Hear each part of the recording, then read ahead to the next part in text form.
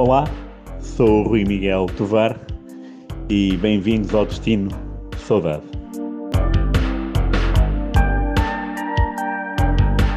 Destino Saudade número 100. Chegamos a este episódio marcante, bonito, de mãos dadas com o Rui Miguel Tovar, e hoje queríamos ter neste programa um convidado mais do que especial. É um dos heróis da nossa juventude, da nossa infância, vestiu a camisola do Futebol Clube Porto, Seleção, Sporting, muitos outros, vamos falar sobre isso. António Sousa, muito obrigado por ter aceitado o nosso convite. Queríamos muito que fosse o António nosso convidado e é um prazer tê-lo aqui, até porque não é muito habitual dar entrevistas, sabemos disso, é uma pessoa mais reservada e é de facto um gosto poder recebê-lo no 00. Olá, boa tarde. É um prazer também para mim muito grande estar presente aqui hoje e certamente que estarei disponível para lhes responder àquilo que tiverem necessidade de eu fazer e estarei disponível para tudo. Rui, esta viagem vai ser muito bonita, tem como pano de fundo o Euro 84, mas é muito mais do que isso, portanto a bola é tua, vamos a isso. Há muita coisa, claro. 84 é um ano marcante para o António Sousa, né? Ainda durante o dia de hoje tu e eu falámos sobre isso, até foste tu que puxaste o assunto. 84, o António marca o primeiro golo europeu, o primeiro golo do Porto numa final europeia, às Juventus, marca o primeiro golo, menos de um mês depois, o primeiro golo de Portugal numa fase final do europeu, à Espanha, dois guarda-redes icónicos, o Tacconi e o Arconada, e também nesse ano transfere-se do Porto para o Sporting, portanto 84 é um ano marcante. Eu tenho uma experiência mais pessoal que nunca, que tinha só 7 anos, não me lembro de nada disto, mas nada disto do que vou dizer, mas amigos meus ligeiramente mais velhos sabem de cor e salteado, e foram eles que me contaram, com o António, quando marcou o golo à Espanha, era o meu pai que estava a fazer o jogo em direto do estádio, o relato do jogo, e o que ele disse foi que quem remata assim não é gago.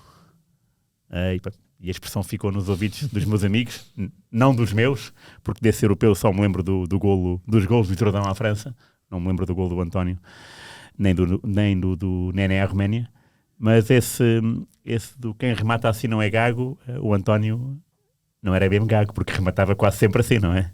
Ou com muita força ou em jeito, mas invariavelmente era golo. Sim, acho que foi um momento espetacular do próprio jogo e na minha vida e na minha carreira, porque hoje, passado tantos anos, estamos naturalmente a conversar sobre uma situação que foi vivida e criada naturalmente pela seleção e, neste caso, por mim próprio. Acho que é um golo espetacular, com uma grande tribulada e uma grande chapelada no fundo ao guarda-redes, porque ele pensava eventualmente, porque me conhecia, pensava que eu iria rematar com força, como era usual e normal, e quando o vi ligeiramente adiantado, fiz aquilo que fiz, dando-lhe uma chapelada e dando naturalmente a vantagem a Portugal nessa altura, que era uma vantagem extremamente importante para aquilo que nós pretendíamos no que diz respeito ao próprio jogo. Claro, o António nesse europeu é o número 13, é certo e sabido que o 13 já era conhecido por ser o de Eusébio. Houve alguma influência na escolha desse número? Foi por sorteio? Como é que correu? Não, foi por sorteio. E calhou-lhe 13? Calhou-me 13. E depois? Tirámos as bolinhas todas para ninguém ficar com os números, que um ou outro é que ficou com aquilo que era habitual. Sim, é verdade. De resto, a grande maioria tirou no saquinho e calhou-me. Eu acho que o Lima Pereira é o 10. Casualmente calhou-me o 13. O 13... número famoso porque era o de Eusébio, foi lembrado na altura, o falecido Eusébio ainda lá estava também juntamente connosco no europeu e fez-nos companhia durante todo o europeu. Okay. E no final do jogo, depois de terminado o jogo, fiquei sem camisola. Porquê? Porque o Eusébio teve o prazer de ir pedir a camisola do jogo e eu naturalmente não poderia, como é óbvio, dizer que não, e o 13 ficou para ele. O primeiro golo de um campeonato europeu, marcado pelo número 13, foi entregue naturalmente a Eusébio. Tenho só mais uma pergunta e já te passo a bola, Pedro. Também relacionado com o peso da camisola, na Taça dos Campeões Europeu, final, 87, Bayern, o que é que o 9 representava para si? e para o Futebol Clube do Porto, visto que o capitão Gomes estava ausente? É por facto de, efetivamente, o Gomes estar lesionado e não poder jogar. O único número que havia vago na altura era o 9, olhando aquilo, não estava a jogar constantemente, e todos os números já estavam definidos, e o 9, naturalmente, que era aquilo que sobrava, fiquei naturalmente eu com ele, com um gosto e um prazer enorme. Queria, no fundo, era jogar, claro, era ser titular, era estar a intervir dentro do campo como era perfeitamente normal. Sabia, tinha a noção do peso que aquela camisola arrequeta, mas de qualquer das formas, a personalidade e o caráter e a experiência, no fundo, que sempre tive, não passou apenas e só disso.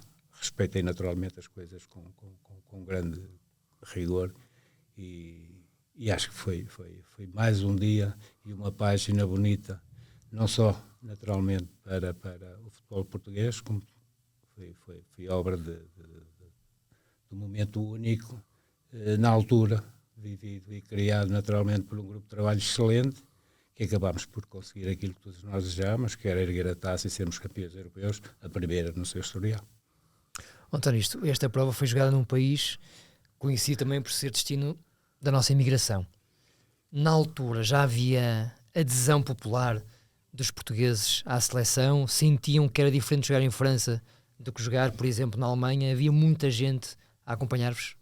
Sim, muita gente, porque os imigrantes são muitos em França e todos os dias, quando saímos naturalmente do estágio onde estávamos recatados, apareciam naturalmente às portas do hotel muita gente, e nós naturalmente que muito amáveis demos sempre maior apoio também a eles, porque sentimos na pele que efetivamente o prazer e o gosto que eles têm de estar a ver grandes figuras que representam o seu país, e nós amavelmente chegávamos junto deles, dávamos os autógrafos normais, tirávamos fotografias se fosse preciso, e quando eles nos pediam, e procurámos desta forma fazer com que eles estivessem sempre junto de nós, nos dessem uma força, e nós a eles também, como é óbvio, visto que eles estão tão longe do país durante muito tempo ao longo do ano, e esse apoio foi incondicional em todo o torneio. Estava aqui a fazer agora as contas, acho que é isto. Nos 22 convocados, 10 jogadores do Porto, 8 do Benfica. Isto hoje é impossível, obviamente. A relação era razoável, boa, mais ou menos? Havia aqui algum clima assim mais acirrado ou não? Ou as coisas correram mais ou menos bem? Não, correram lindamente. Não era fácil conviver. Eram blocos muito fortes, não é? E numerosos. Exatamente. A personalidade de cada um de nós era muito grande e muito forte. Estávamos em vantagem em relação ao Benfica nesse aspecto, coisa que talvez tenha sido das primeiras vezes que isso aconteceu. De qualquer das formas, a forma como lidámos todos os dias uns com os outros era a mesma forma como lidávamos no balneário do Porto ou do Benfica com os nossos colegas. Portanto, éramos todos colegas, éramos todos amigos, todos eles queriam naturalmente jogar. O grande objetivo, no fundo, sabíamos que era procurar o melhor possível para honrar aquilo que estávamos a fazer e levar naturalmente o nome de Portugal o mais ao topo possível. E dentro desse espírito, naturalmente, a camaradagem começou naturalmente a ser uma camaradagem de amizade, cada qual naturalmente na hora das opções todos queriam jogar, de qualquer das formas só 11 é que podiam jogar. Dos 22 que lá estavam, provavelmente os 22, qualquer um deles podia ser titular, porque a qualidade existente em todo o grupo era enorme, e eu só olho para lhe aflorar, por exemplo, em termos de ponta de lança, a qualidade que nós não tínhamos. Fernando Gomes, Jordão e Nené. Um trio de pontas de lança que se calhar hoje... E o Manel Fernandes não foi. E o Manel Fernandes não foi porque não foi convocado. Portanto, para vocês verem a dimensão da qualidade que existia naquele plantel na altura. E é ótimo, é positivo. Ficavam com azia aqueles que eventualmente não jogavam. Quando eu percebi logo no início que também não ia ser opção, Naturalmente que tive o cuidado de aflorar o treinador, neste caso o Fernando Cabrita, foi meu treinador no Beira-Mar na altura, e eu estava à vontade com ele e disse: "Você Fernando, não é para aqui a brincar, meu cara, eu venho jogar, eu quero jogar." E jogou todos, fez os jogos todos. Exatamente, mas na fase inicial estava ali uma indecisão muito grande, e eu fui ter com o Sr. Fernando e disse: "Sr. Fernando, estou aqui no meio brincar, eu venho jogar." E então consegui naturalmente, através do trabalho diário e permanente, consegui ter lugar no 11 inicial, e acabei por fazer todos os jogos, e acho que foram três jogos, mais 4 magníficos ao longo dessa prova, e peca naturalmente pelo facto de não termos conseguido ir mais além, porque acho que se calhar merecíamos ter ido à final. Sr. Rui Miguel. O que é que falhou para não chegar à final? Se calhar um bocadinho de paz de espírito em certos momentos do próprio jogo. Também o facto da França estar a jogar em casa diante do seu público, sabíamos e tínhamos a noção de que realmente era uma equipa de topo, com grande qualidade também em termos individuais e coletivos. Em qualquer momento, qualquer jogador deles poderia efetivamente desequilibrar, como acabou por desequilibrar o Michel Platini. Mas foi com uma grande dor em termos pessoais e gerais de todo o grupo, porque sentimos que o que é que nos terá faltado para conseguirmos ter aquele clique necessário para podermos lá chegar. E hoje sentimos naturalmente, e quando falo com colegas meus dessa altura, todos nós sentimos isso. Carlos António, então vamos intercalar a conversa com estas maravilhas. Esta é a caderneta mais antiga que temos, onde aparece o António Sousa. Acho que consegue identificar o jovem de 22 anos de dragão ao peito. Sem dúvida nenhuma. Uma fotografia linda, que nos faz recordar e reviver tempos áureos de um momento que certamente o orgulho está presente todos os dias. Conhecia esta caderneta ou não? Não conhecia, embora o cromo sim, já conhecesse da altura. De qualquer das formas, não. Pronto, os tempos vão passando, os anos vão passando, vão surgindo coisas novas, e naturalmente que vamos esquecendo deste pormenor ou daquele. É a sua primeira época no Porto, essa coleção? 21 anos, provavelmente. Okay. Já tinha vindo estava há bocado a falar de quantas épocas? 1 ano e meio na São Joanense, mais 4 no Beira-Mar. Portanto, já o António chegou ao Porto muito jovem ainda, mas já com 5 anos e meio de futebol profissional, sénior. Sim, sem dúvida. E no Beira-Mar jogou com o Manuel José e com o Eusébio? Foram meus colegas também, sim. Jogou com o Eusébio? Incrível. Isso não sabia. Para além de ter dado a camisola 13 anos antes, foi colega dele. E que tal era ele no balneário do Beira-Mar? Normal, pessoa pacata, amigo do amigo, com fair play enorme. Tratava as pessoas por você, e quando ele me dizia isso eu ficava todo envergonhado. Como é que é possível? Um menino António, não é? Uma figura destas. O António com 20 anos, nem isso. Você. Mas era incrível, como é que é possível? E eu ficava assim meio envergonhado pelo facto de ser pérola, né? Claro. Um monstro. E vocês no fim do treino batiam livres os dois, ou o António ainda não tinha essa fixação? Ainda não tinha muito, embora o fizesse anteriormente e antes dele lá chegar, era eu que por norma batia os livros algumas vezes. De qualquer das formas, a partir da altura que ele chegou, não. Passou naturalmente a ser ele.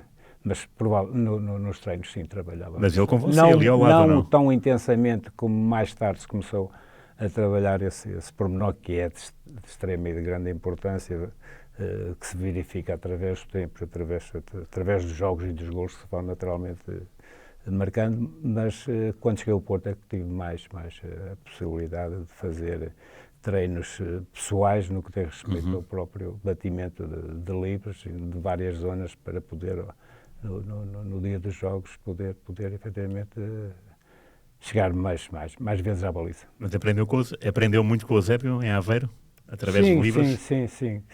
Bastante. Ele, então, por exemplo, ele dizia-me: "Ó miúdo, a bola é posta assim, o pipo, que é onde se enche a bola, tem que ficar e tens que dar no pipo, que a bola ganha muito mais força. E a partir daí, sempre que eu fazia, punha sempre naturalmente o pipo virado para mim, que é para eu acertar no pipo e a bola ganhar uma força muito maior. Eu estava aqui agora, por acaso encontrei uma entrevista que o António Sousa deu a um senhor chamado Rui Miguel Tovar, não sei se está a ver quem é, ao Observador, já foi há alguns aninhos, e por acaso há aqui uma passagem em que há um livre contra o Benfica, pelo Beira-Mar, em que o Eusébio convida o António a bater o livre. Miúdo, vai lá tu marcar... E ele terá recusado, e compreendo, não é? Sim, havia uma ligação muito forte. Compreende-se a ligação sempre. Mas indicou logo o António, não é? Muito forte, que era eu, no fundo, o que estava. Espetacular. O que estava, e quando ele falhava, estava eu a seguir para fazer o remate. E aconteceu precisamente isso. Não é que ele se tenha recusado, de qualquer das formas, por uma questão de respeito, se calhar, pelo próprio Benfica. Endossou a bola para o colega do lado. António, só para acabar esta parte dos livros, o António batia muito bem de pé direito, mas eu acho que também rematava muito bem de pé esquerdo. Tenho essa ideia. Também, mesmo, não era esquerdino, era o meu pé predileto, de qualquer das formas, o direito foi sempre o mais. E pé esquerdo mais o Ricardo, seu filho, não é? O pé esquerdo servia mais para subir um pouco o autocarro, mas de qualquer das formas fiz alguns golos e bons golos também com o pé esquerdo, porque também lhe dava mais ou menos, e quando era miúdo tinha dificuldades em chutar a bola com o pé esquerdo, e eu, quando era miúdo, estava em casa ou na rua com a bola e ia bater constantemente só com o pé esquerdo para as paredes, para procurar ter um pouco de jeito com o pé esquerdo. De qualquer das formas, foi sempre muito mais direito. António, antes do Euro 84, aparece a tal final de Basileia. Eu tenho mais ou menos na cabeça as imagens, nem que seja através de resumos. Eu tinha 6 anos na altura, era muito pequeno. Fala-se muito, quando falamos com colegas seus, que sentiram mesmo que foram prejudicados nessa final. Depois o Zé Beto até partiu a cabeça depois de acabar o jogo. Sentiram que eram superiores às Juventus naquele jogo, pelo menos da mesma igualha, e que o árbitro teve um papel infeliz nessa noite? Não, sentimos que realmente perdemos, não por culpa própria, mas sim porque houve ali uma equipa de arbitragem ligeiramente tendenciosa para o lado da Juventus, olhando ao poderio que a Juventus tinha sobre o próprio Futebol Clube do Porto, que era a primeira vez que estávamos inseridos numa final de uma taça, e na hora da verdade a tendência era sempre ao mesmo lado, como foi o caso, e sentimos que efetivamente isso é capaz de ter acontecido, e não tenho a menor dúvida que a tendência dos apitos foi toda ela virada para esse lado. De qualquer das formas, sentimos que é uma final mal perdida. Queríamos, como é óbvio, trazer essa taça para Portugal. Basileia. Essa taça para o Porto, mas pronto, foi impossível, não conseguimos, superaram-nos em 2 golos, só fizemos há um outro golo que deixa muito a desejar, porque há uma falta clara sobre o nosso jogador, e o árbitro não deixa seguir os gols. De qualquer das formas, fomos sempre muito fortes, e acho que fomos muito melhores que a Juventus. Só tivemos o azar de, efetivamente, não ter feito mais golos, porque se o tivéssemos feito, porventura, se calhar teríamos ganho essa final, e de todas as finais em que estive presente, felizmente agarrei todas as outras coisas de 2 mãos, não deixei fugir mais nenhuma. Infelizmente, a primeira foi-se à vida, paciência. Já agora, só uma questão em relação às 2 finais europeias. Qual foi a diferença de discurso entre o António Moraes, de 84, e o Artur Jorge, de 87? Porque focamos-nos muito no Artur Jorge, e eu nunca ouvi, por exemplo, ninguém a falar sobre o António Moraes. Como é que ele vos explicou a final a minutos de entrar em campo? Não havia nada a explicar. Nós conhecíamos-nos perfeitamente bem, a forma de trabalhar, a forma de ser, a forma de estar, o convívio era enorme entre todos. A diferença pelo facto de ser o treinador com o grupo de trabalho, pouco ou nada se notava que o respeito enorme pela liderança, e aquilo que ele nos transmitiu é procurar e sermos iguais a nós próprios, conscientes de que o valor da equipa era muito bom e era muito forte. A Juventus, sim senhora, é uma grande equipa, mas acho que somos melhores, acho que podemos fazer história, E dentro deste princípio, naturalmente, foi aquilo que foi transmitido pelo próprio treinador, um sentimento positivo de que realmente a história estava à porta e que teríamos naturalmente que o fazer vencer. António, uma coisa que eu nunca percebi, não sei mesmo a resposta, o António era dos melhores médios do mundo em 84. O Porto estava em crescimento, marca numa final europeia, marca no europeu. Não houve clubes estrangeiros a bater à sua porta, a chateá-lo para ir para lá jogar? Ou seja, imagino que fosse um nome famoso já na Europa, não é? Nessa altura. Mas em termos de transferências para o estrangeiro, na altura pouco ou nada existia. E nessa época, ou nessas épocas anteriores, saltou um ou outro jogador para o estrangeiro, o caso de João Alves, o caso de Humberto, mais tarde o António Oliveira, o Fernando Gomes, e as coisas só a partir de 84 começaram a ter uma dimensão ligeiramente maior e as saídas começaram a ser evidentes. Mas nunca tive vontade de sair do meu canto, do meu país, do meu cantinho, que é seja de madeira e da minha casa. Não tive contacto nenhum com qualquer clube. Ouvia-se nas redes sociais, neste caso nos jornais, a possibilidade de fulano estar interessado, aflorou-se a possibilidade do Marselha estar interessado em mim na altura, mas até a mim nunca... O gol em Marselha, não é? Aquele gol à Espanha. Nunca chegou mensagem, nem absolutamente nada nesse sentido, porque na altura não havia empresários ainda a controlar. Era o António que decidia o seu a grande maioria dos jogadores eram os jogadores que decidiam aquilo que iriam fazer na amanhã, porque os empresários ainda não existiam.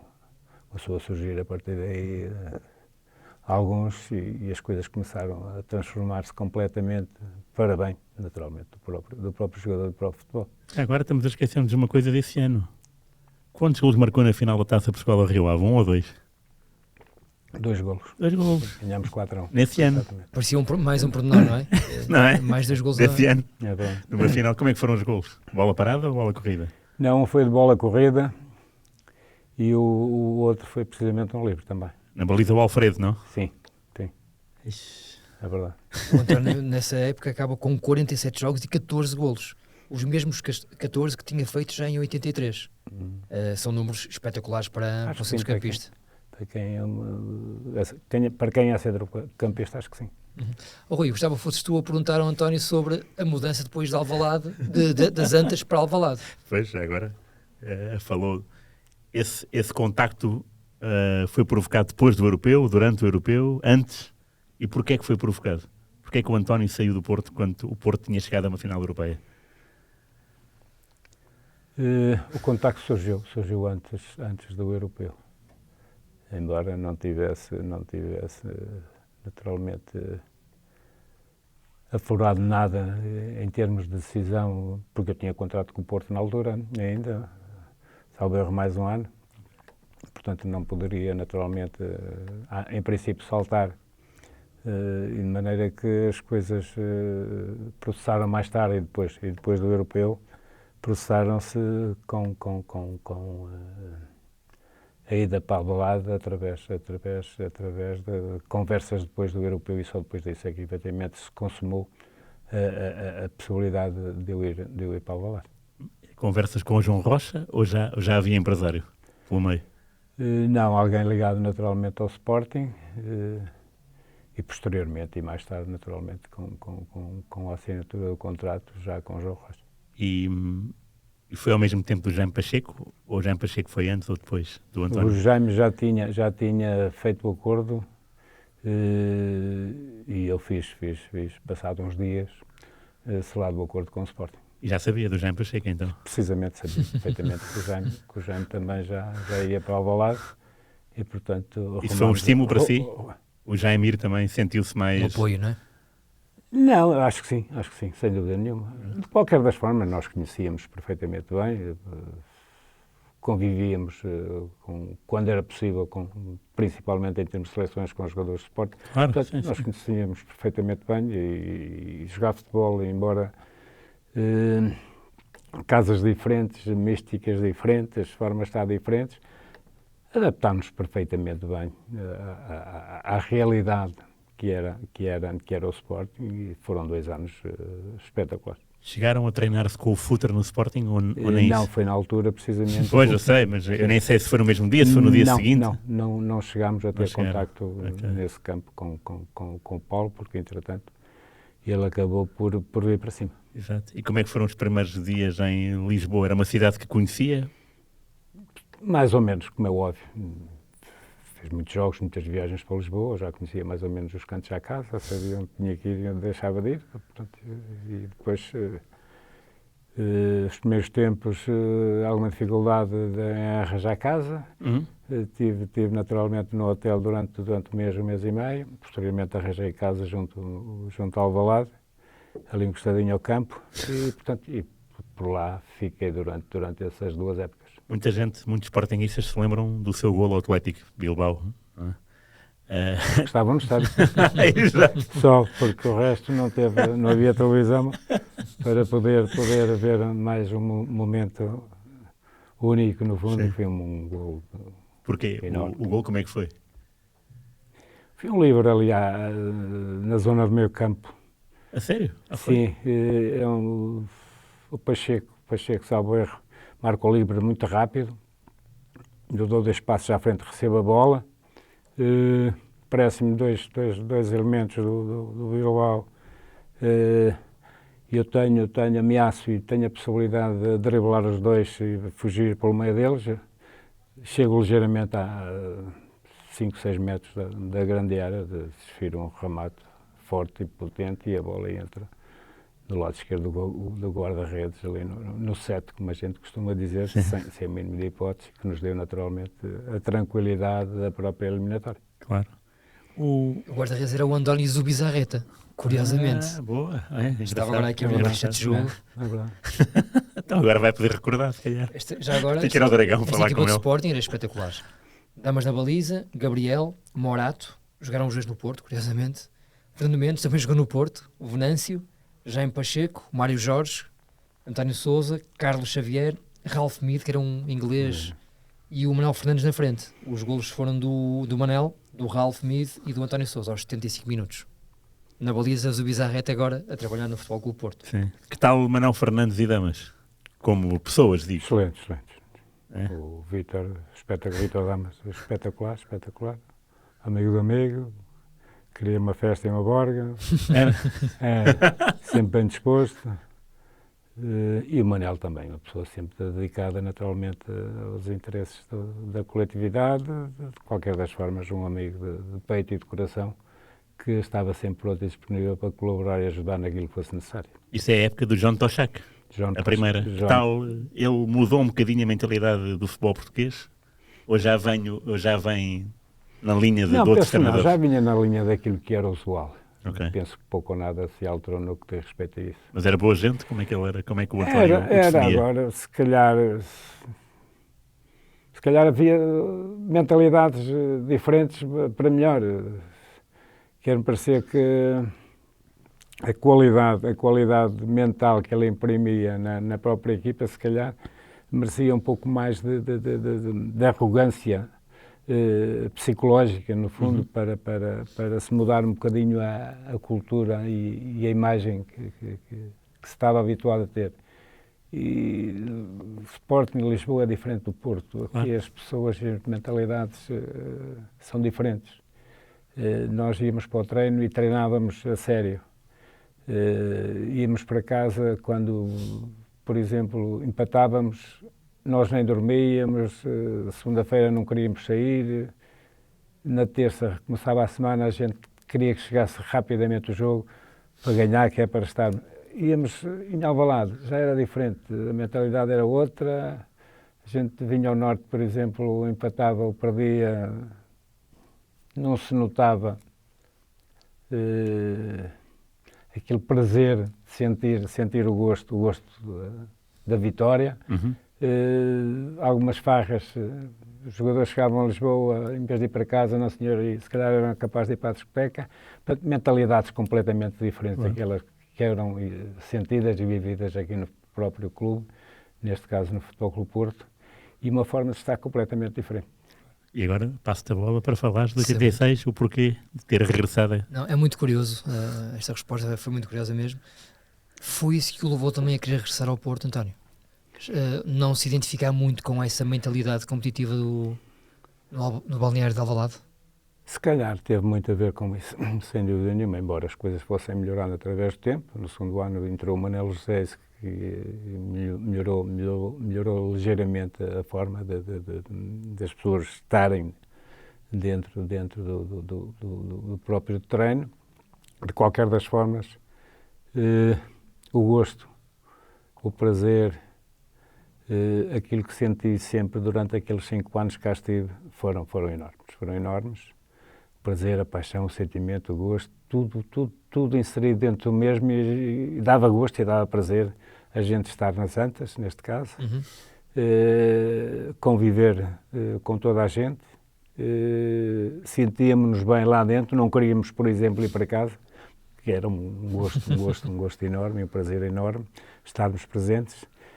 Queríamos era trabalhar, treinar, e se calhar isso foi um pouco a forma com que encarei de uma forma muito séria o regresso naturalmente ao Porto, embora viesse ao Porto, mesmo assim, com uma perda enorme em termos financeiros, que não tem nada a ver. Pois é isso, essa questão financeira também terá sido fundamental, mas no movimento de regresso, já foi o Sr. Pinto Costa a comandar o telefonema ao António Sousa? Ou... Não, mandou alguém muito antes, e já quase no início da época, mandava lá alguém para sondar como é que era, tens que voltar. E estive quase um ano inteiro com a cabeça? Não, tranquilo, porque não era pessoa normalmente de me desorganizar em termos mentais, e tinha sempre o foco montado naquilo que teria que ser. Mas desde muito cedo que o namoro começou, e foi através, naturalmente, na altura do presidente, que era o Sr. Pinto Costa. Como é que foi recebido no regresso a casa, às Antas? Bem, muito bem. Imagino alguns comentários, então, pá, andaste 2 anos fora daqui. Foi pena porque tive que voltar já depois da época ter começado em termos de treinos, porque só a partir do dia 1 de agosto é que poderia começar a treinar. Tive que perder 15 dias e depois chego na altura para poder regressar ao Porto, devido às regras que impunham precisamente isso, e de maneira que eu não pude apresentar mais cedo. De qualquer das formas, a apresentação foi excelente, dentro de um convívio normal, nós já nos conhecíamos perfeitamente bem, e foi chutar para a frente e continuar a fazer aquilo que mais gostávamos, que era estarmos lá dentro e jogar futebol. Que Artur Jorge é que encontrou como treinador? Um durão como transparecia para fora ou nem por isso? Não era. O Artur não era nem nunca foi durão, no fundo. Foi sempre uma pessoa calma, tranquila também. Falava o suficiente a todo o grupo no sentido de procurar fazer com que realmente a equipa cada vez se tornasse e fosse melhor, cada um de nós fôssemos muito melhores. Portanto, foi um ano de convívio. E não de adaptação, porque estava completamente adaptado. Tive alguma dificuldade na parte inicial em termos de conseguir ser titular nesse ano. Alternei a titularidade com o banco, visto pronto, ter também gente muito forte no próprio setor, que fazia com que efetivamente essas mudanças, essas alterações se fossem concretizando jogo aqui, jogo ali. E é de uma forma perfeitamente normal. É a temporada, lá está, bate completamente certo, em que não é completamente titular indiscutível. Mas antes do jogo de Viana, o Artur Jorge começa a colocá-lo a fazer 90 minutos de forma consecutiva. É a melhor fase da sua época. Já sabia que ia ser titular em Viana? Ou tinha dúvidas? Não sabia, só soube precisamente muito antes, salvo erro, ou no próprio dia do jogo, que normalmente ele não dava a informação antes 2 dias, 3 dias antes do jogo. E só soubemos, por exemplo, quem ia a Viena, quase que soubemos no próprio dia Do embarque. Do embarque. Era uma azáfama doida, não sabíamos se a família ia ou se não ia, tínhamos tudo programado para. Acabei naturalmente por ser convocado, acabou por ir a família também, como estava determinado, e aceitar as coisas de uma forma perfeitamente normal, porque foi uma época difícil para mim nessa vinda, pelo facto de foi o único ano, salvo erro, que mais dificuldades tive em conseguir a afirmação que era usual desde que comecei a jogar futebol, tirando naturalmente a primeira época de que vim para o Porto, na era José Maria Pedroto, e a partir da altura em que comecei a ser titular nessa época, nunca mais larguei e fui sempre titular. E lembro-me perfeitamente num jogo que foi titular e nunca mais larguei, foi precisamente no estádio do Bessa, onde ganhámos, e a partir daí agarrei completamente o mapa e nunca mais desliguei. Na época seguinte, o Porto é campeão mundial por ordem cronológica e ganha a Supertaça. O Sousa tem um papel preponderante, sobretudo na Supertaça, como autor do golo solitário nas Antas 1-0. Do que é que se recorda do frio de Tóquio e do frio de Amsterdão? Já agora são frios diferentes, mas são duas vitórias bem quentes. Sem dúvida, todas elas são saborosas. Nós agarramos as coisas com grande prazer e não queríamos naturalmente deixar fugir coisas belas e coisas que nos fazia recordar hoje, passado tantos anos, aquilo que estamos a viver neste momento. E penso que são momentos únicos, momentos em que todos nós pretendíamos, e desde que lá chegámos, queríamos naturalmente abraçar as coisas, queríamos roubar isso naturalmente aos inimigos, e fomos espetaculares, não só em Amsterdão, como a equipa do Ajax também muito boa, com uma grande qualidade em termos individuais e coletivamente muito forte, das equipas que melhor jogava futebol na altura. Conseguimos, através de uma teia que montámos, conseguimos, através dos vários contra-ataques que tivemos, fazer um golo através do Rui Barros, devido à sua rapidez e à qualidade também que ele tinha, e conseguimos superar lá e dar-nos vantagem para uma segunda mão que em casa poderia naturalmente, e tinha a noção que poderia ser mais fácil, devido ao facto de termos o apoio das nossas gentes. Mas conscientes também de que realmente tínhamos que ser iguais àquilo que fomos em termos mentais em Amsterdão, respeitando naturalmente o adversário. O jogo estava 0-0, teríamos naturalmente de ganhar, e era essa a mentalidade que tinha sempre enraizada dentro do próprio grupo, e conseguimos também fazer mais um jogo excelente, um jogo de grande qualidade. Tive a felicidade naturalmente também de ser eu a fazer esse gol que nos deu a possibilidade de ganharmos também 1-0, e conseguimos naturalmente mais um troféu e uma taça de grande importância para todos nós e para o próprio clube. Rui, o António teve a amabilidade, desculpa interromper, António, trazer estas coisas maravilhosas. Aqui também. Depois o Zeca vai ficar isto melhor ainda, mas são as medalhas oficiais das conquistas europeias do António. Conquistas, e aqui aquela medalha de prata que me deixa um pouco revoltado pelo facto de não ter conseguido abraçar. Isto aqui de facto são precisos, são tesouros, António. Medalha de prata em 84 e 2 medalhas de ouro em 87, em Viena, e aquela contra o Ajax na Supertaça. Exatamente. António, quando pega nestas coisas lindas, maravilhosas, é uma pessoa nostálgica ou saudosista? Ou nem por isso? Não, é intermeio. Não. Valoriza, mas não é... Valoriza, e naturalmente sinto um grande gosto e um grande prazer, naturalmente, a recordar e viver um pouco aquilo que foi a época na altura, porque é bonito e temos que naturalmente nos sentir felizes e orgulhosos por tudo quanto fizemos e demos naturalmente, e temos a recompensa de ter estes pequenos troféus em nosso poder, alegrar naturalmente a nossa estima pessoal. O António, na final de Viena, veste a camisola número 9.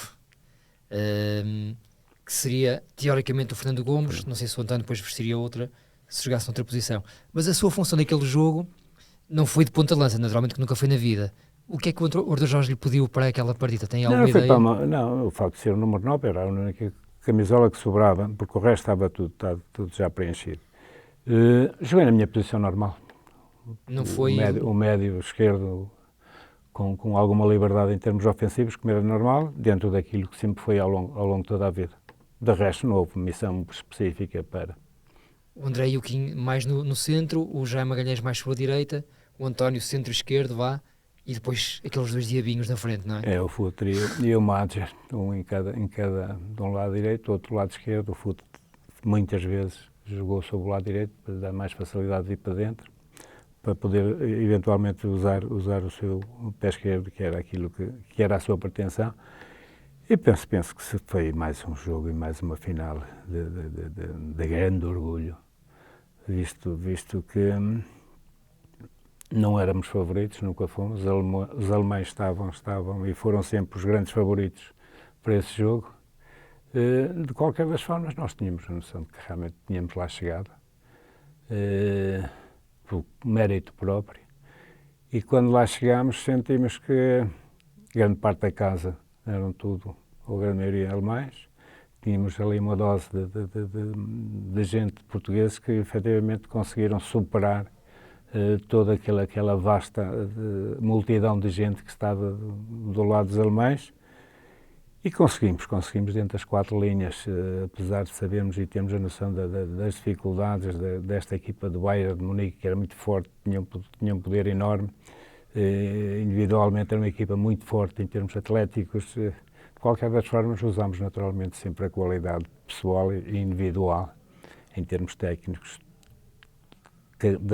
daquilo que tínhamos, porque éramos muito fortes nesse aspecto. Conseguimos nos entreajudar dentro das 4 linhas, no sentido de não criar grandes espaços ao adversário para nos poder dificultar, principalmente em lances de bola parada, e evitar que realmente isso acontecesse nas nossas linhas baixas ou até pontapés de canto, porque elas eram muito fortes em termos de jogo aéreo, e aí poderíamos ter alguma dificuldade.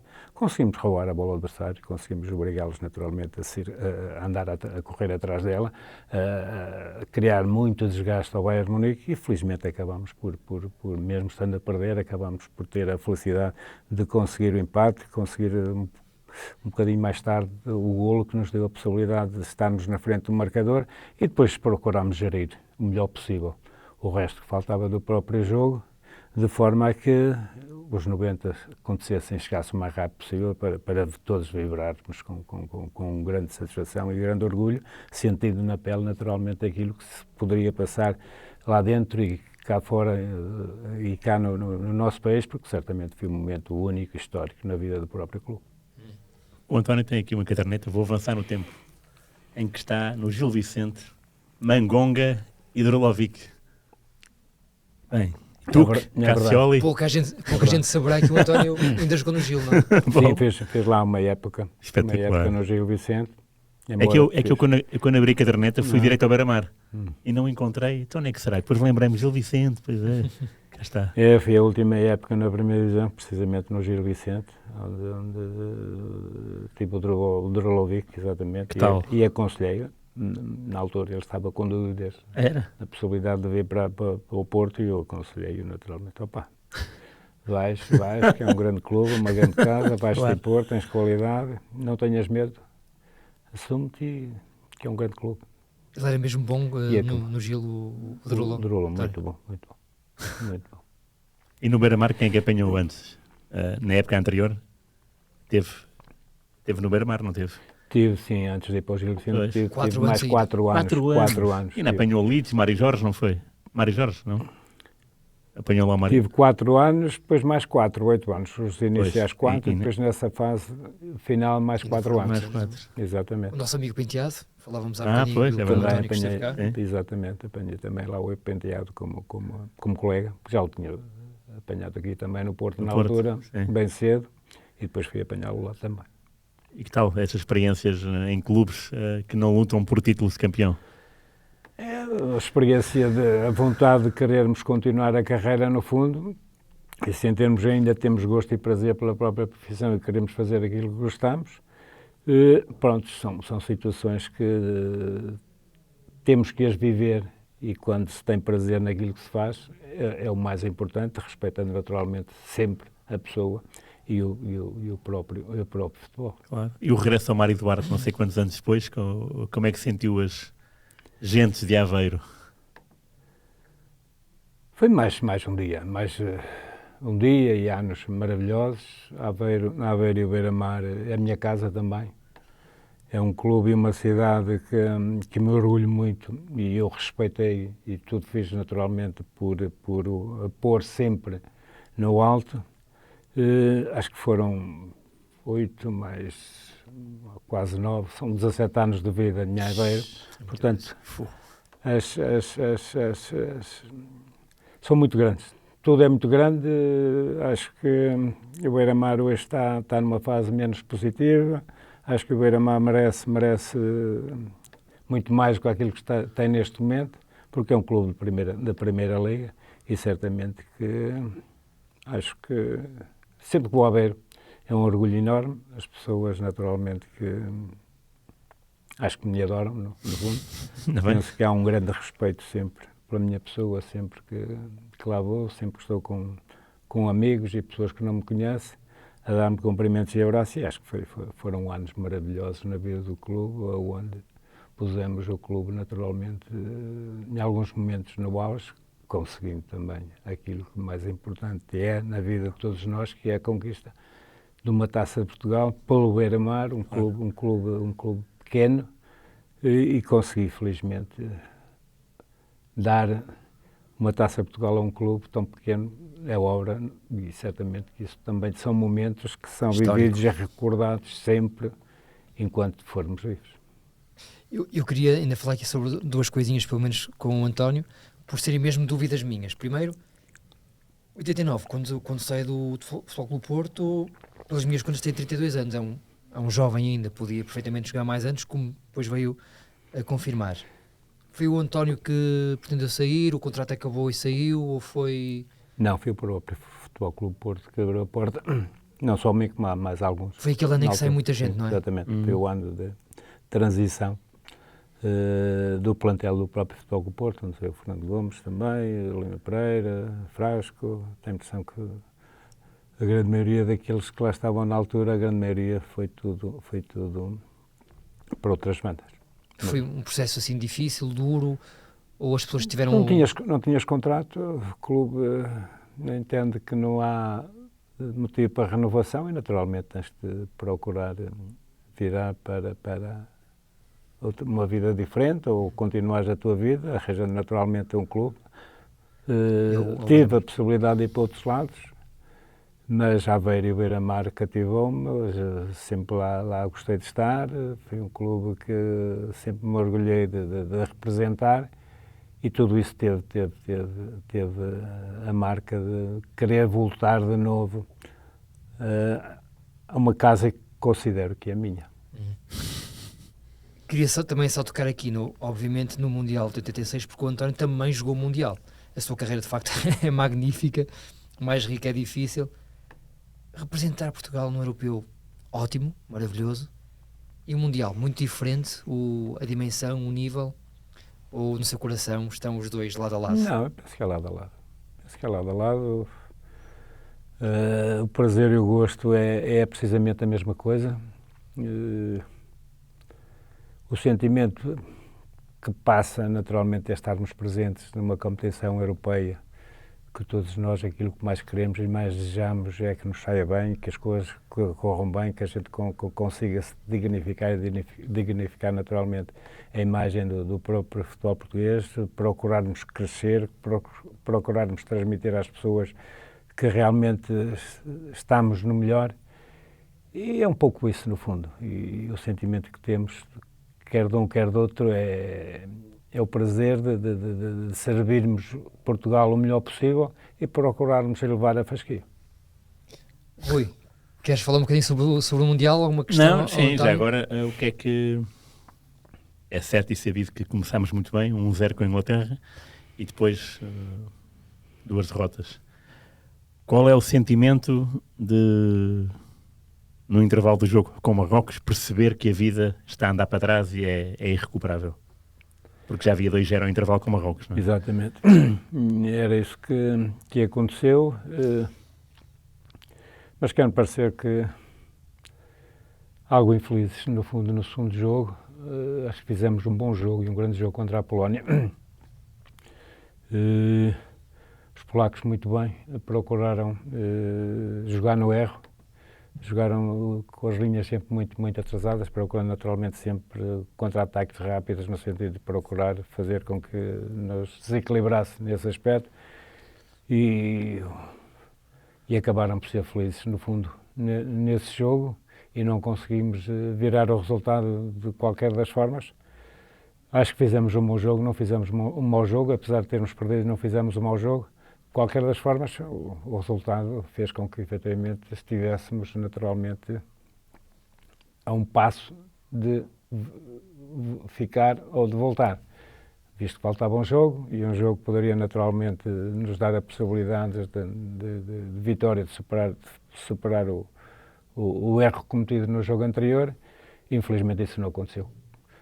Convictos de que o Marrocos era uma equipa muito mais acessível, poderíamos e tínhamos razão, naturalmente, para conseguir superar as dificuldades que o próprio Marrocos nos criou, e não fomos capazes. Não fomos capazes, penso que, acho que em termos pessoais, em termos coletivos, não fomos aquilo que a nossa seleção tinha sido antes, 4 anos antes, porque era muito mais forte em todos os aspectos, e em termos de liderança, muito respeito que tenho pelo nosso amigo e querido José Torres, que eu respeito muito e sempre respeitei. Acho que faltou qualquer coisa em termos de liderança para fazer com que a equipa pudesse, eventualmente, ser mais forte e ser melhor.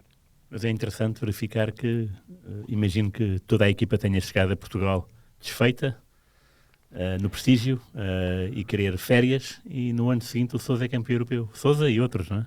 Que lá estiveram, Lima Pereira, Gomes. Como é que se dá esse volte-face? É curioso, não é? Como é que o Porto dá a volta ao texto? Sim, são equipas diferentes. A seleção, na altura, se compararmos, por exemplo, aquilo que foi o 84 para 86, 2 anos depois, que no fundo pouca diferença faz, é só 2 anos, e a diferença de convocatória de um lado para o outro, a diferença é enorme. E se formos analisar a qualidade individual de cada jogador de setor a setor, vemos perfeitamente que a do 84 era muito mais forte, a todos os níveis do que a do 86. Quer-me parecer que houve má programação da convocatória para que na equipa pudesse ser muito melhor. Se calhar o grande erro foi esse nas escolhas tomadas desde o primeiro dia.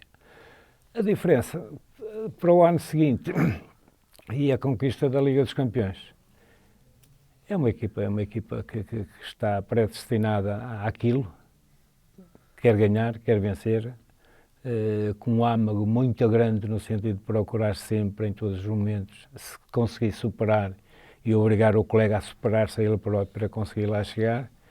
E isso foi aquilo que foi sempre criado dentro do próprio Futebol Clube Porto. Um espírito muito forte de ganhar, de vencer, só querer ganhar e deixar o resto para os outros, porque, no fundo, através disto conseguimos naturalmente construir sempre uma equipa demasiado forte para qualquer situação que nos possa surgir pela frente, termos capacidade para fazer isso. Luizinho, queres uma última questão, António? Eu tenho aqui mais 2 para acabar. Então vá, bora. Não, primeiro ia perguntar, António, numa carreira tão rica, tão especial, eu imagino que não seja fácil escolher, mas qual é que foi o grande jogo da sua vida? Eu acho que é a conquista da Liga dos Campeões. Viena 87. Forçosamente. Que essa é aquela que todos querem estar, todos querem ganhar, todos querem abraçar, e essa, sem dúvida nenhuma, que é aquela que mais encheu o nosso orgulho, é a Liga dos Campeões, sem dúvida nenhuma. Pela seleção, sentiu que ficou a faltar qualquer coisa? Tive a felicidade de fazer parte Deu um apoio do Mundial, que das duas coisas, o que também é importante para qualquer atleta representar o nosso país e estar presente e jogando como aconteceu comigo, quer num, quer noutro. E tudo o resto. Acho que foram anos super maravilhosos, onde impera naturalmente o orgulho sempre presente em todas as situações, e é disso que no fundo temos que continuar a viver.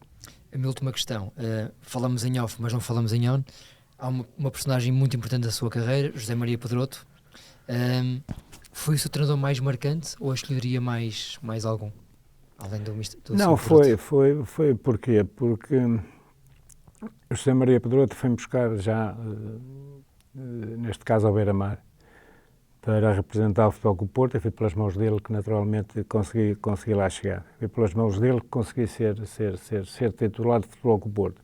Já anteriormente, ele me conhecia pelo facto de, efetivamente, ele ser meu treinador na seleção de Júniors, porque ele foi meu treinador, onde estivemos também a representar Portugal na Suécia, no Campeonato da Europa de Júniors. Portanto, já o conhecia há alguns anos essa parte, e a partir daí, naturalmente, que José Maria Pedroto já me ia ver jogar a São João da Madeira, quando jogava ainda na Sejonense, provavelmente mordendo e beliscar naturalmente aquilo que eu iria fazer, e aconteceu diversas vezes a sua visita a São João da Madeira e a Sejonense para me ver jogar. Na altura ainda tinha eu 16 anos, por exemplo, e portanto aquilo que consegui fazer é um pouco obra naturalmente daquilo que ele me foi transmitido e fui dando, e eu naturalmente dentro das 4 linhas procurei ser igual a mim próprio, tentando catapultar cada vez mais no sentido de procurar criar e dar-lhe uma imagem de que realmente eu estava ali, que era precisamente para jogar, para ser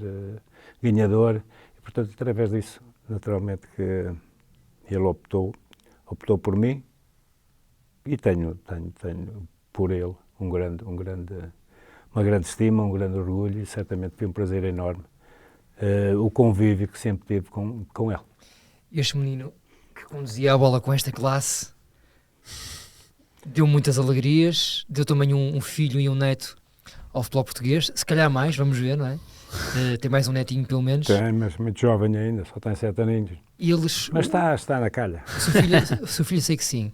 Os seus netos têm consciência da carreira que o avô teve? Acho que sim. O Afonso já é grande, já está com 24 anos, eu penso que mais tem noção daquilo que o avô foi. De qualquer das formas, não há cá o facto de, pois o teu avô era melhor, aquelas conversas de café que normalmente existem por vezes, e de certa forma pode beliscar no orgulho do próprio. Tem que seguir naturalmente, quer um quer outro, o seu caminho, fazer aquilo que tem que fazer momentaneamente, no sentido de procurar ignorar a marca Sousa, porque isso vai estar na ordem sempre ligada, mas tem que conviver com isso, e acho que sim, que convive perfeitamente bem. Rui Miguel, uma última questão. É sobre a final da Taça de Portugal. Alguma vez sonhou que fosse um 0 gol do seu filho? Não, impensável. Impensável. Isso é guião de um filme, não é? Sem dúvida nenhuma.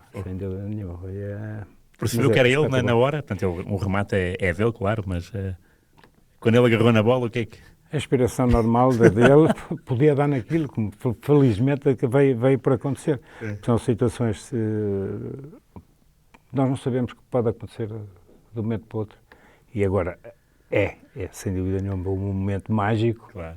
Sem dúvida nenhuma, pela magia que ele transmitiu, pela qualidade individual, quer em termos de procurar tirar do caminho vários adversários, a forma como realmente consegue olhar para a baliza e bater a bola, uma grande trivela e consegue meter a bola na rede lateral, e depois o facto de ser pai e filho, ganhar a taça, termos a taça connosco no final dos 90 minutos, tudo isto são emoções demasiado pesadas e muito fortes para nós, no momento, termos a noção porque estamos no céu, no fundo. Claro. E hoje, naturalmente, que é daquelas que também, tirando da Liga dos Campeões, é daquelas que mais gosto e mais gozo e mais prazer me deu, naturalmente, ter e ganhar, também por esse facto. Como A fazer agora, fez 25 anos, quarto século. Fez agora 25 anos, certamente, e toda a gente se lembra e recorda naturalmente mais um ano histórico na vida do próprio clube. Depois o António fica para a época seguinte para as competições europeias. O Beira-Mar joga com o Vitesse. Acabámos por descer de divisão nesse ano. Descemos de divisão e acabámos por ganhar a taça. Tivemos, infelizmente, 3 semanas depois da descida que recuperaram em termos psicológicos, principalmente o grupo de trabalho, porque uma queda de divisão e depois termos que ir disputar a Taça Portugal e queremos e termos que a ganhar porque queremos ganhá-la, não é fácil para quem tem que gerir uma casa. Claro. O certo é que, pronto, consegui felizmente dar alguma liberdade após a derrota aqui no Salgueiros por 4-4, que a vitória dava-nos a possibilidade de ficarmos na primeira divisão. Acabámos por ser arrumados. De qualquer das formas, dei 5 dias, após isso, 5 dias de descanso ao pessoal, tentando fazer com que esquecessem de tudo e fossem meter a cabeça dentro de um saco e dormissem durante os dias para se tranquilizar.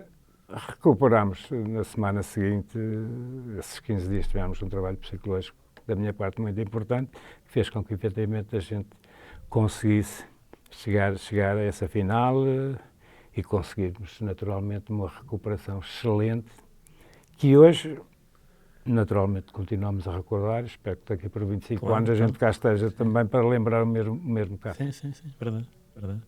Espetacular. Melhor convidado para o episódio 100 do Destino de Saudade era impossível. Sim, António, nós adoramos, basta olhar para os olhos do Rui e sentir isso. Não sei se gostou ou não, espero sinceramente que sim.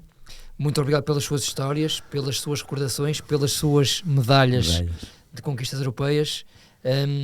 Foi um gosto mesmo. E muita saúde, muita felicidade para a sua família, para o Ricardo, para o Afonso, para a sua esposa. E quem quiser encontrar o António é muito fácil, é só ir a São João da Madeira e procurá-lo lá perto da praça principal, não é? É muito pequenino e torna-se fácil me encontrar. Toda a gente sabe onde é que eu estou. António, um grande abraço. Obrigado. Prazer, muito foi obrigado. um gosto muito grande estar convosco. Mesmo. Foi muito bom, muito obrigado. Obrigado. Muito obrigado pela vossa preferência. Voltamos na próxima semana para o episódio 101 do Destino de Saudade, para continuar esta viagem pelas boas memórias do futebol português. Domingo Desportivo. Ora bem, neste episódio 100 do Destino de Saudade, o Domingo Desportivo também tinha de ser diferente. E por diferente, acho que podemos dizer também especial. Por isso convidamos os dois senhores que são de facto os dois responsáveis por estarmos aqui semana após semana com estas brincadeiras sobre a memória do futebol. Pedro Dias, Marcos Sousa, fundadores, cuidadores e administradores do 00, muito obrigado pela vossa presença. Obrigado. Bem-vindos, finalmente. O desafio foi mais ou menos este. Vamos falar sobre europeus da vossa vida. Quando pensam em europeus, o que é que vos vem logo à cabeça? Podem escolher a ordem A primeira coisa que vem à cabeça é que demorou muito até irmos a europeus. Andámos ali a ver os outros jogar durante muito tempo, europeus e mundiais. Tivemos o Oasis de 84, não é? Mas foi sempre uma infância dura no que esse sentido. E daí gostámos tanto ou do Brasil, ou da Itália, porque era difícil. Temos a nossa seleção. Não tínhamos por quem torcer, não é? Tínhamos de torcer pelos outros. Em 96 tinham quase 20 anos, vocês? Já tínhamos 20 anos. Tinham 20 Tínhamos anos. 19 a caminhar para os 20, o Marco já podia ter 20. Sim. Portanto foi por ali, o Marco faz no verão. E aí fomos ver juntos o jogo. E já eram amigos vocês nessa altura? Já. Fomos ver juntos o jogo para o Gaia Shopping, numa daquelas televisões em que não se via nada, dividido em várias janelas. E o Poborski deu cabo de nós. 23 de junho. Dia de São João. Depois, Recordo-me bem. Sem grande vontade de ir para o corteio Recordo-me e para o São João, para a festa de São João. Eu lembro perfeitamente disso. Esse marca, mas marca pela negativa, e se calhar não íamos aí. Íamos a algo mais simpático, Vamos mais festivo, em que também vimos juntos e achámos que era giro trazer uma história em que estamos os dois juntos, que foi aquele mítico Euro 2004, com aquela quase bolha social em que todos nós fomos envolvidos, que era realmente foi um mês ali inacreditável. E fomos aos estádios todos. Fomos ao Dragão na abertura, também correu mal, mas depois fomos a Alvalade ver a Espanha e à Luz ver... O Marco e o 00 já tinham um ano aí. Ou quase não? Já é de outubro, de outubro de 2003, portanto já tinha quase um ano, vá. Pois. Não com esta seriedade que hoje tem, apesar de metermos muita seriedade na questão, mas portanto, uma pessoa, uma alma, às vezes conseguia tomar conta do 00 todo. Sim. Já não me lembro, mas se calhar estávamos lá e estávamos a escrever notícias. Pode ter acontecido. Isso era lindo, Pode ter acontecido. Mas aí esses jogos foram fabulosos para nós. E acho que para todos nós que estamos nesta mesa foi realmente uma altura diferente para todos nós, uns trabalhando ou não trabalhando, mas acho que o país todo parou. É daqueles momentos em que o país para e lembramos especialmente do jogo com a Inglaterra. É realmente uma... Estádio da Luz. Estádio da Luz. Aquilo foi mais que um jogo, não é? Aquilo foi uma epopeia. E portanto o viver aquilo, eu lembro que estava embriagado de felicidade no fim, portanto eu lembro de sair, o Marco quase com vergonha de mim, que eu saía do estádio, podemos começar por aí, que não é tanto futebol, mas eu lembro perfeitamente de sair do estádio a correr e pelos corredores do Estádio da Luz encontrava-se o Michel. Encontrei o Michel, que jogava no Real Madrid, ou que jogou no Real Madrid. Eu só me lembro de Marco, é o Mitchell. Não. O problema foi para o Mitchell. Mitchell! E ele a pensar: és tu. E eu a abraçar o Mitchell, estava tão embriagado da alegria de termos ganho e da forma que ganhámos, daquele parto tão difícil. Acho que nunca tinha visto uns penaltis. Tudo tão emocionante, aquilo foi tudo muito emocionante. Claro. Sim. E lembro-me disso, lembro-me de encontrar na altura o Presidente da Câmara de Gaia, Sim. Luís Filipe Menezes, e também o abraçar como se o conhecesse e não o conhecia de lado nenhum, que não da televisão ou alguma coisa assim. É fabuloso. Portanto, encontramos assim personagens e a alegria era tanta e era tão incontido aquilo que realmente fica na memória para sempre. Marco, mas vocês acompanharam Portugal em todos os jogos, até do princípio ao fim, ou não? O Pedro viu mais um que eu. Eu vi os 4 primeiros, portanto eu vejo os 3 da fase de grupo, eu tinha comprado aqueles Follow My Team, portanto eu tinha os bilhetes todos e depois, morando no Porto e sendo em Lisboa, não era tão fácil. Se é hoje com esta idade conseguia mais facilmente, acho eu, poder fazer isso, mas na altura não tanto, e portanto cedi alguns bilhetes dos quartos ou das meias e da final, não fui. Mas fiz os 4 primeiros jogos. Portanto, faço os 3 da fase de grupo e faço o jogo com a Inglaterra. E achei que o meu trabalho estava feito. e bem feito. Marco, vocês estavam a dizer um bocadinho em off que tinham saído do vosso setor, no Estádio da Luz, para tentar ver os penaltis na baliza certa. Nós estávamos na baliza certa quando foi o gol do Rui Costa e então foi... É um golaço. E o do Persiga também, era a mesma baliza. Na mesma baliza. Mas nós já estávamos, eu pelo menos já estava a pensar, já não vamos lá. Isto já não vai dar. Aquilo é tipo um coelho da cartola mesmo. Uma alegria enorme e depois de repente é penaltis e vão para o outro lado. E nós, para o outro lado, não vamos ficar a ver os penaltis a esta distância. Então toca aí pelo Estádio da Luz por dentro, a correr para lá. Ficámos ali meios em pé, nós e muitos mais, não é? Mas o estádio ficou todo em pé também. E por isso foi... Dos melhores estádios que vimos, Marco, em termos de ambiente. Mais ingleses que portugueses. É isso que eu ia dizer. Ajudou, mais ingleses que portugueses. Nós impressionadíssimos com os ingleses. Eu tenho isso gravado ainda. Eu tenho esse hino gravado com não fazia a mínima ideia disso. E eles a fazerem um barulho muito maior que nós. Incrível. Eles profissionais, nós amadores. Sim, claro. Eles compram os bilhetes para tudo. Isso notou-se na final, não é? Portugal-Grécia não só ouvia Portugal. Por exemplo, não é? E se fosse Inglaterra e Grécia, se calhar... Estavas lá, Rui, na final? Não, nunca fui, mas notava-se. Okay. E amigos meus acompanharam Portugal também, o europeu todo, e eles disseram-me que havia mais ingleses que portugueses, e foi isso que deu mais emoção ao jogo. Haver ruído à volta. Uma pessoa sentia que estava a jogar fora às vezes, não é? Porque aquilo era... É realmente isso, esta expressão que eu usei de profissionais e amadores, porque eles sabem posicionar a voz para aquilo tudo fazer mais sentido. É verdade. E sabem comprar os bilhetes, que eles compram o Follow My Team das equipas todas. E por isso, quem chega lá... eles têm o direito a estar lá, por isso eles tinham comprado Follow My Teams de Portugal. Pois, é uma coisa... O treinador de Inglaterra era o Eriksen. Exatamente. Não tinha ideia de vê-lo, uma imagem dele no banco. Quando é o gol do Rui Costa. Exatamente. Esse gol do Rui Costa foi dos melhores golos que eu vi pela seleção. Sim, mas o momento foi ali o Panenka do Postigo. Inconsciência. Que é isto? Eu acho que teve tantos momentos mágicos que seria quase trair o momento, nós não dizemos que foi o momento que nos tocou de forma especial. Claro, houve muita coisa. É que nós depois ali, naquele momento, nem percebemos bem, dizendo, ele tirou as luvas. Dizem que ele tirou as luvas, Já era o boato. Pois, já era o boato. Não, aquilo foi realmente... E depois a viagem, faz a viagem para o Porto, não é? Quem vê o jogo em Lisboa, depois vai para casa ou vai para os copos, mas vamos imaginar que vai para casa e tem ali um momento mais de recato. Nós vinhamos para o Porto, viagem de 3 horas, portanto sempre festivo, sempre a comentar tudo, a ouvir tudo, a ouvir as Antena 1, as Renascenças, ou tudo o que houvesse para ouvir. É nesse jogo que o Ricardo ainda diz: a bola se tivesse um rabo eu ainda agarrava, numa quase que chegava. É nesse jogo que ele diz isso, acho eu. O Ricardo, o guarda-redes. Sim. O Ricardo Pereira. Não, mas já não me recordo. E tínhamos uma equipaça. Sim. Tínhamos uma equipaça, dar-nos ao luxo do Rui Costa entrar, não é? Verdade. Era tudo uma equipaça, mas isto que o Marco dizia, eu também já não sei se acreditava que o Rui Costa ia marcar, ou o Rui Costa ou alguém, parecia já uma etapa cansada, parecia já tipo algo assim, gente, como é que vamos sair daqui? Já era quando às vezes os adeptos estão a pensar, ok, perdemos, mas vamos sair de cabeça erguida, não é? E aquilo foi tudo algo especial, parecia que havia sempre mais jogo do que aquele jogo que estávamos a ver. Verdade. É um grande jogo de europeus.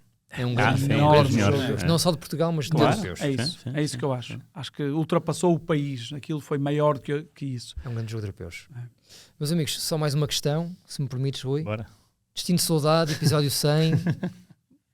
Obviamente isto aqui é puxar um bocadinho a brasa à nossa sardinha, mas têm-se divertido com isto, porque têm a nossa idade, é a mesma geração. Acho que vocês dois apreciam estas conversinhas semanais. Eu acho fantástico como é que vocês se lembram de tantas coisas. Mais aqui este... Não, os dois, tu também, Pedro. Acho fantástico. De repente vocês começam a falar e saltam dos nomes para os outros. Quando vocês falam, eu lembro-me deles, mas não me lembrar antes. É realmente algo... O ir ali ao fundo do baú, o ir às nossas memórias, vocês conseguem fazer aqui um programa brilhante. E é intemporal, é o que nós dizemos. Há muita coisa que se grava aqui e que para a semana já não tem interesse nenhum. Só serve para agora. Claro, sim. A e atualidade. O vosso é a história, é o arquivo, é o que nós somos, é o que o 00 é a enciclopédia que o 00 é. O vosso programa continua a ser útil a ouvir em qualquer altura porque continua a ser válido. E os meus parabéns aos dois por isso. É um motivo de orgulho enorme para nós e para o 00. Isso eu já vos disse pessoalmente, digo-vos aqui em público também. E essencialmente que sabe a saudade. E ensinaram-me esta expressão de sabe a saudade. E saber a saudade é um sentimento muito bom, porque faz-nos recordar não só dos jogadores, mas dos nossos pais, dos nossos irmãos. É algo que nos transporta para outra época, para o calor da lareira, se calhar para uma boa poltrona. Mas é mágico ouvir. Vê-se muitas vezes usarem a palavra mágico, porque é mesmo isso. É mágico ouvir-vos, porque vocês sabem do que falam, porque dizem muitas vezes... porque ao longo da vida prepararam-se para isto e dizem isto quase de cabeça, mesmo da memória, mesmo das vossas lembranças, e isso acho que é um feito extraordinário. Aí estou como ao Marco e corroboro as palavras dele. Como é que estes tipos se lembraram disto? Estes nerds. É sentimento acima de tudo. Isso. Não é memória às vezes. Às vezes é puxar um nome porque nós nunca preparamos nada.